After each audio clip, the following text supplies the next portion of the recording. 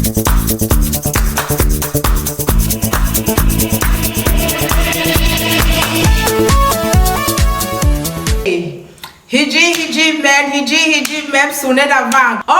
if you're just tuning in, I'm your girl Viva. I'm so happy to have you here. Please do not forget to like, share and subscribe to my channel in order not to miss out when next I post my video.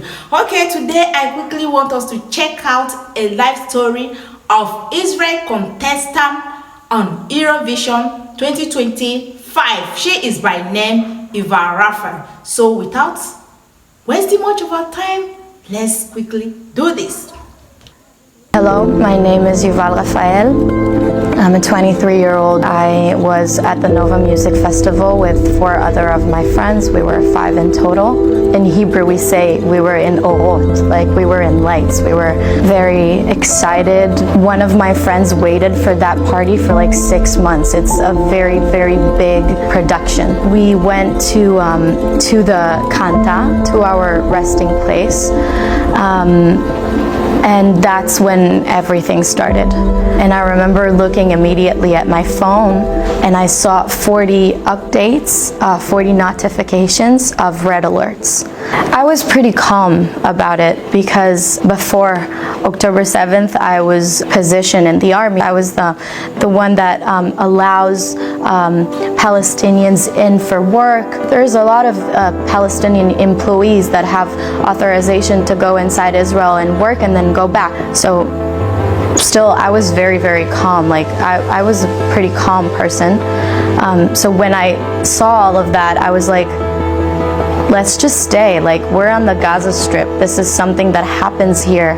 But then after a few minutes, everyone started screaming like, you have to evacuate, this party is done. So we took all of our stuff, we took the tent and everything, and we just ran to the car. And that's when I saw all the missiles. There was a lot of people trying to get out, so there was a line of cars. We took a left and started driving. The idea was to go to Bar's house, which is 15 minutes away from where the party was in Kibbutz Oraner. When we connected to the 232 road, we started seeing cars going around, like going back to where the party is. And we couldn't understand what was going on. So we asked someone to stop the car. He opened the window and we asked him what is going on. And they were saying that there is probably a terrorist on the road shooting cars. Obviously, we were not taking any chances. And Adar, the one driving the car, she remembered we saw 2 bomb shelters on both sides of the roads. She decided she wanted to go inside the bomb shelter. So we turned around, we parked the car. There were tons of people there. Outside the bomb shelter, inside the bomb shelter. When we went inside, I was constantly with my dad on the phone. And that's when we started hearing gunshots outside. And a lot of the people inside the bomb shelter, they started screaming, it's the military, it's fine. So I'm telling my dad, the military is here, they're handling the situation, it's fine.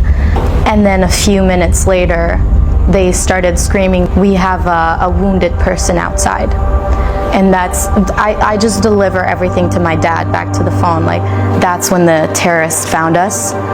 They went inside the bomb shelter. First of all, they shot everyone that was in the pathway. And then they came inside and they started shooting everyone inside. I dropped my phone. And then what I remember is the pace of the gunshots. It was not like, it was boom, boom, boom, boom, boom, boom, boom. And then the shooting stopped.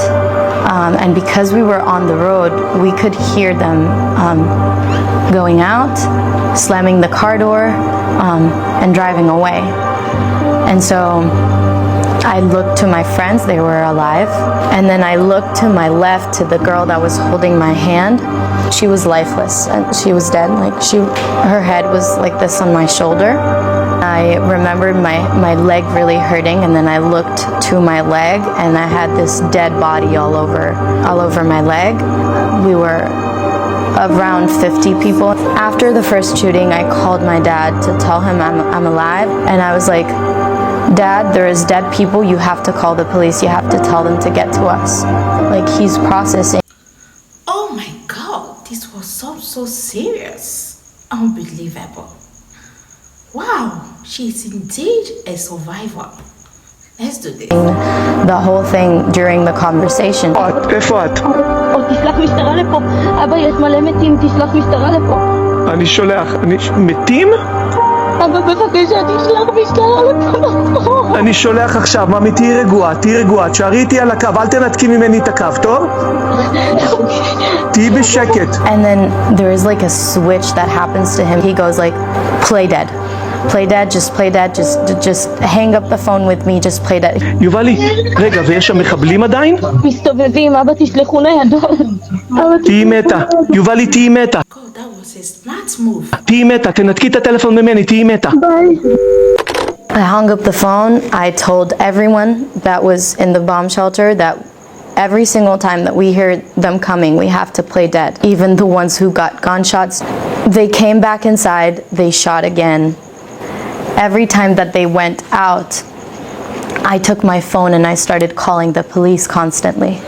And they were like, send me your location. And it was very bad signal inside the bomb shelters. After constantly calling the police for 4 hours and them constantly coming inside the bomb shelters, shooting more and more people, I had kind of like a breaking point. Oh my God. My leg felt like it was gonna explode.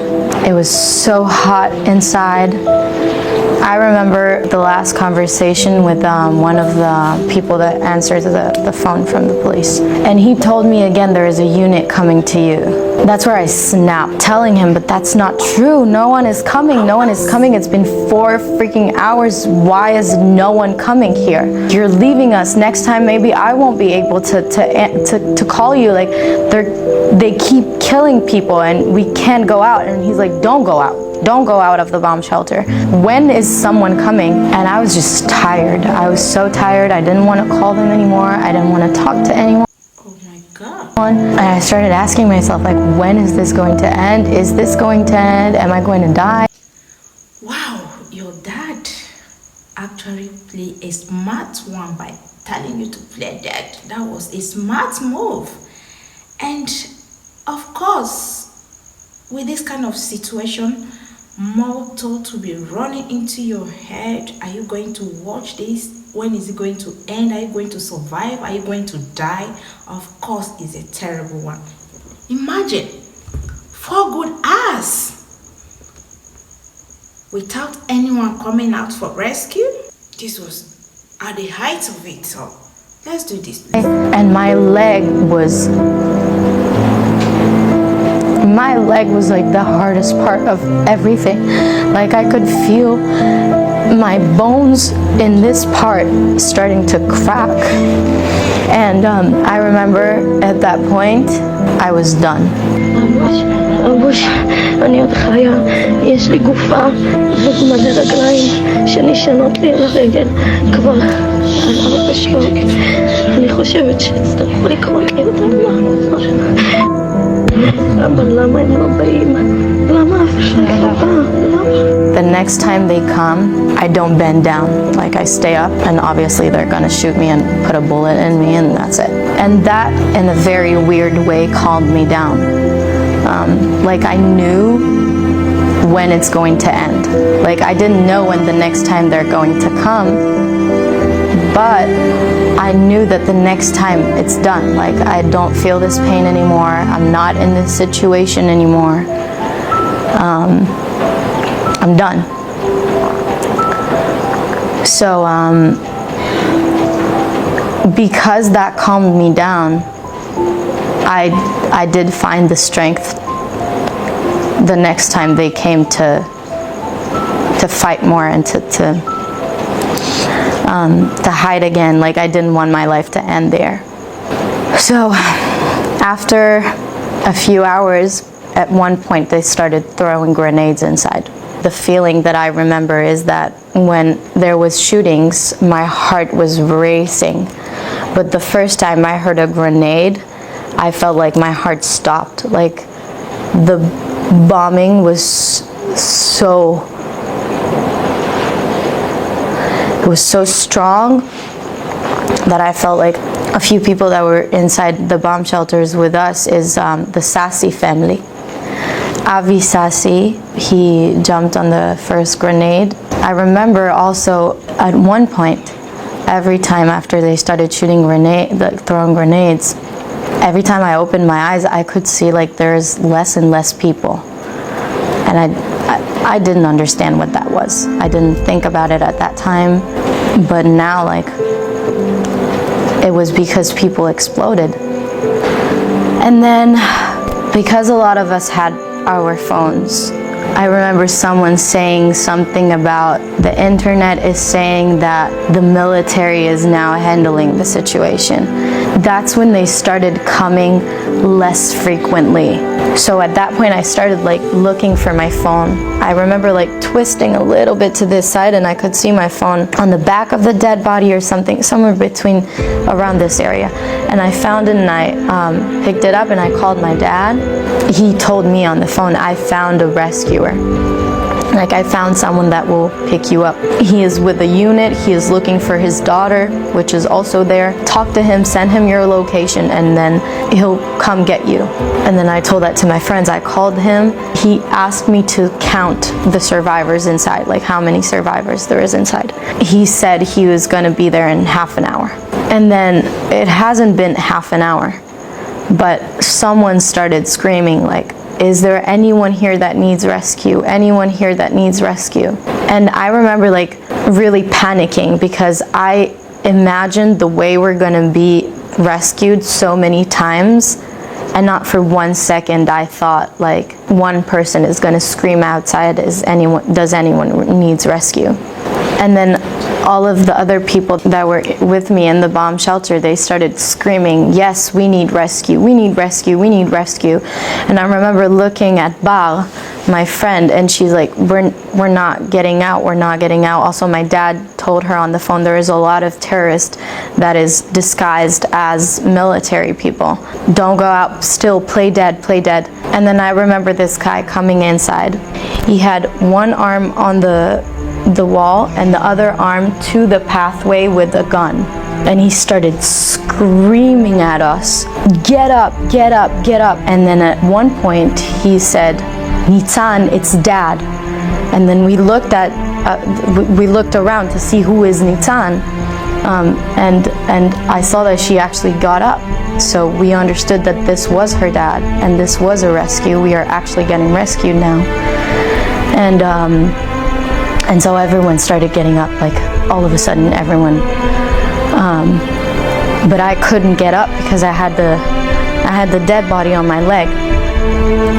So when Adar, my friend, got up, I looked at her and I was like, you have to take her out.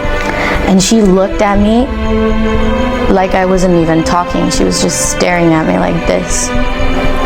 The rescuer screamed at her, why are you just standing there? Come on. And then she went to him. And then I saw Ben that got up and I said, Ben, you have to take her out. And I did the same thing. And then he realized, and then he took her hand, he pulled her a little bit and he managed to move her. And that's when I went to go out of the bomb shelter. And I had to step on top of the dead bodies. I looked up and I saw daylight. And I saw a truck and I saw another truck next to that truck. And then I looked to the side when I completely got up and I saw 2 soldiers leaning down with the guns. And then we drove away. He told us not to look outside. And then we were evacuated to the hospital. That's where I met my dad and my uncle and my sister.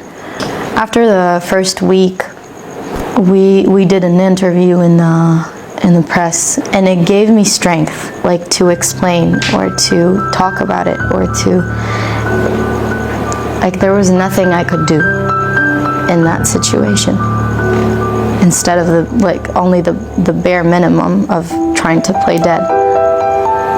But now I feel like this is my way of fighting this. Like, it gives me my strength back to explain and to talk about it and to tell people and to maybe make a change, hopefully, of people understanding what had happened. So it's kind of the way to fight them back. It helps me heal a little bit because it helps me feel like I am fighting back, and also this cannot happen again.